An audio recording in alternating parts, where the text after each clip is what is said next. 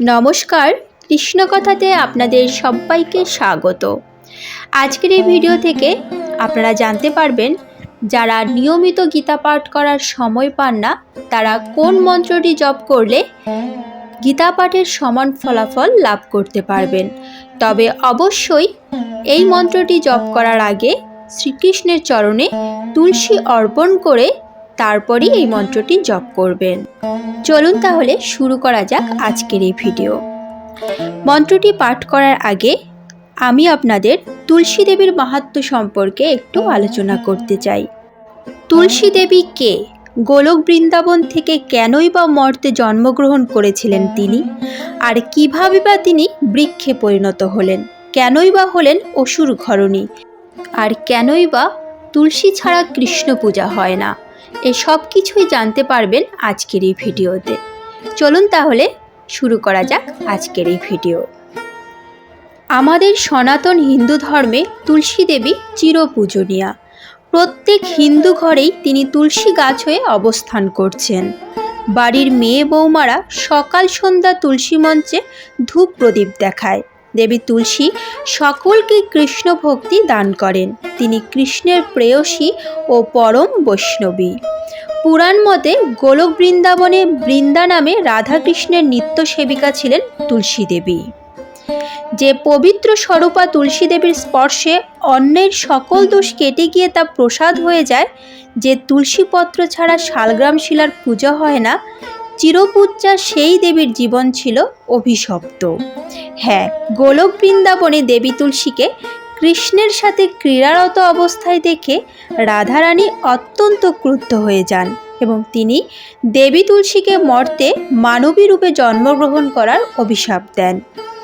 এই অভিশাপ পেয়ে দেবী তুলসী মানসিকভাবে ভেঙে পড়লে শ্রীকৃষ্ণ তাকে সান্ত্বনা দিয়ে বলেন, তুমি মর্তে মানবী রূপে জন্মগ্রহণ করলেও এই জন্মে তপস্যার দ্বারা আমার একটি অংশ প্রাপ্ত হবে। রাধারানীর শাপে তুলসী দেবী পৃথিবীতে রাজা ধর্মধ্বজ ও মাধবীর গর্ভে কন্যা সন্তান রূপে জন্মগ্রহণ করেন। ছোট থেকেই তিনি ছিলেন বিষ্ণু ভক্ত। বড় হওয়ার পর তিনি বনে গিয়ে ব্রহ্মার কঠোর তপস্যা করেন। তুলসী দেবীর তপস্যায় সন্তুষ্ট হয়ে ব্রহ্মা তার কাছে এলে দেবী তুলসী নারায়ণকে স্বামী রূপে লাভ করার বর চান।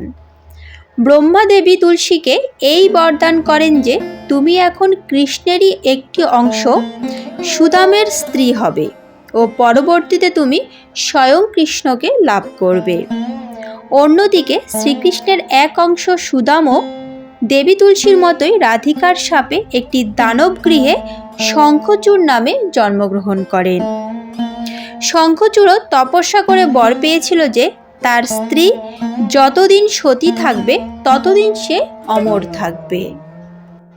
অর্থাৎ তার স্ত্রীর সতীত্ব যতদিন বজায় থাকবে ততদিন সে জীবিত থাকবে। সঠিক সময়ে শঙ্খচূড় ও তুলসীর বিয়ে হয়।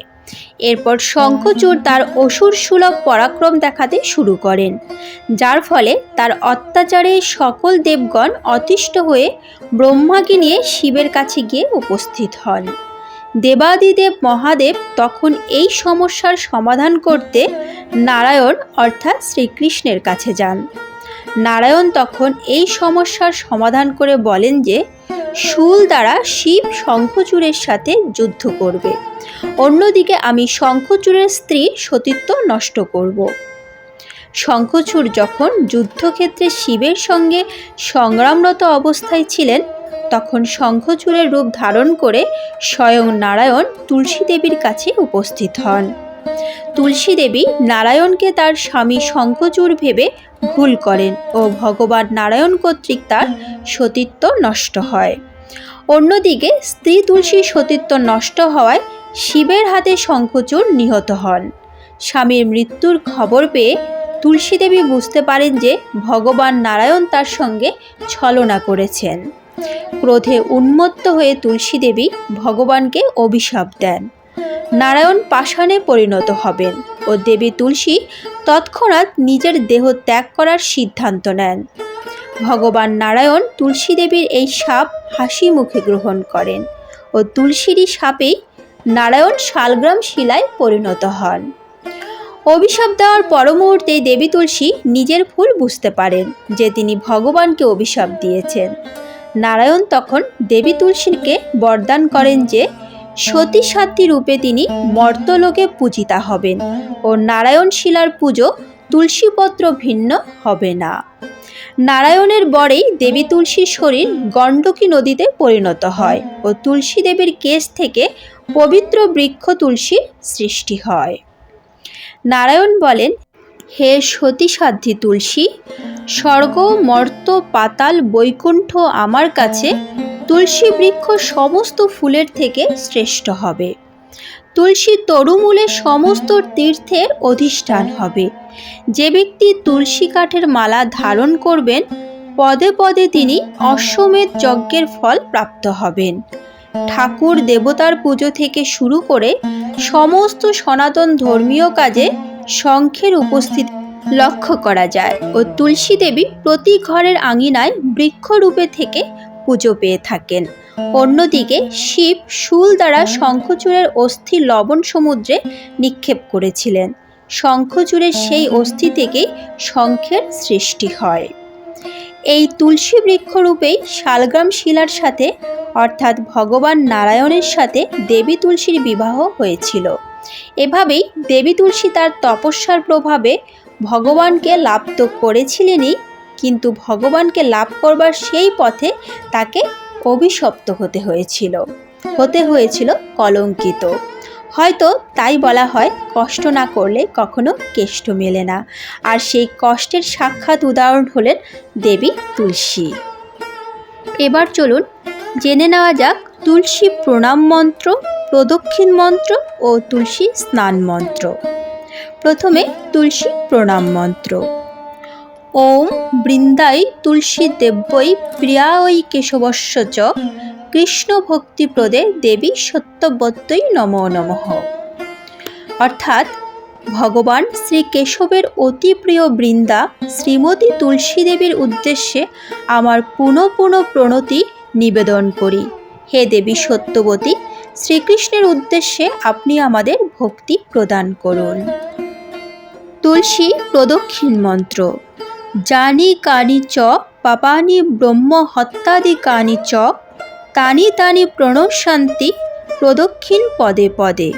অর্থাৎ যখন মানুষ শ্রীমতী তুলসী দেবীকে প্রদক্ষিণ করতে থাকে তখন প্রতি পদক্ষেপে তার কৃত সকল পাপকর্ম এমনকি ব্রহ্মহত্যার পাপও পদে পদে বিনষ্ট হয়ে যায়। এবার তুলসী স্নান মন্ত্র।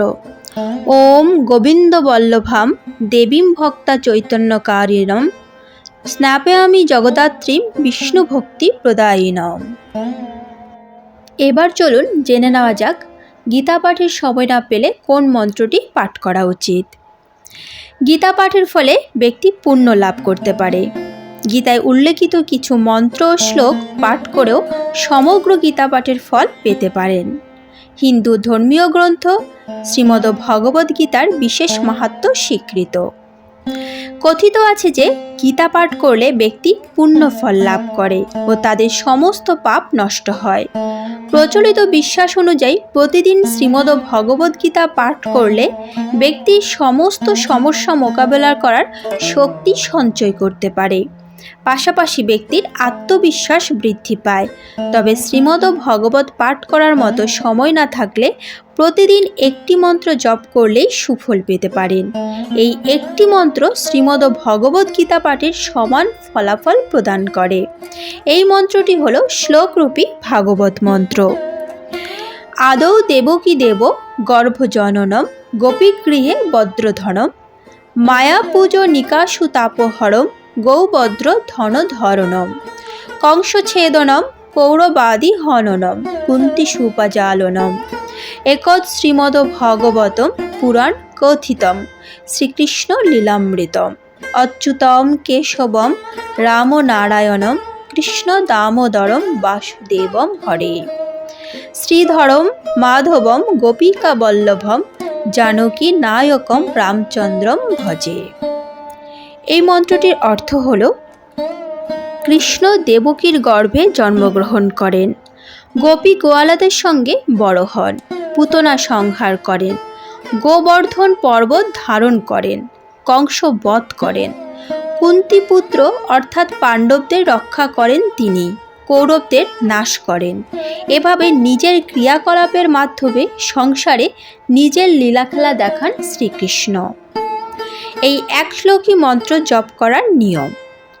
শাস্ত্র অনুযায়ী এই এক শ্লোকী মন্ত্র জপ করা অত্যন্ত শুভ। শাস্ত্র মতে নিয়ম মেনে এই মন্ত্র জপ করলে ব্যক্তি নিজের জীবনে সমস্ত সুখ সুবিধা লাভ করে। শুধু তাই নয়, পাপ থেকে মুক্তি পেতে পারেন তিনি। পাপ ক্ষয়ের জন্য নিয়মিত এই মন্ত্র জপ করা উচিত। এই মন্ত্র জপ করার জন্য সকালে উঠে স্নান সেরে শ্রীকৃষ্ণের পুজো করুন। তারপর তুলসী অর্পণ করে শ্রীকৃষ্ণের চরণে এই মন্ত্র জপ করুন। তুলসী মালা দিয়ে এই মন্ত্র জপ করা বিশেষ ফলদায়ী। প্রতিদিন 5 মালা জপ করলে বিষ্ণুর আশীর্বাদ লাভ করবেন। আজকের মতো ভিডিওটি এখানেই শেষ করলাম। আশা করি আপনাদের ভালো লেগেছে। যদি ভালো লেগে থাকে তাহলে অবশ্যই একটি লাইক করবেন। যদি রাধা মাধবের পরম ভক্ত হন তাহলে কমেন্টে রাধা মাধবের জয়গান করতে ভুলবেন না যেন। তাহলে আজ এ পর্যন্তই, দেখা হচ্ছে পরবর্তী ভিডিওতে।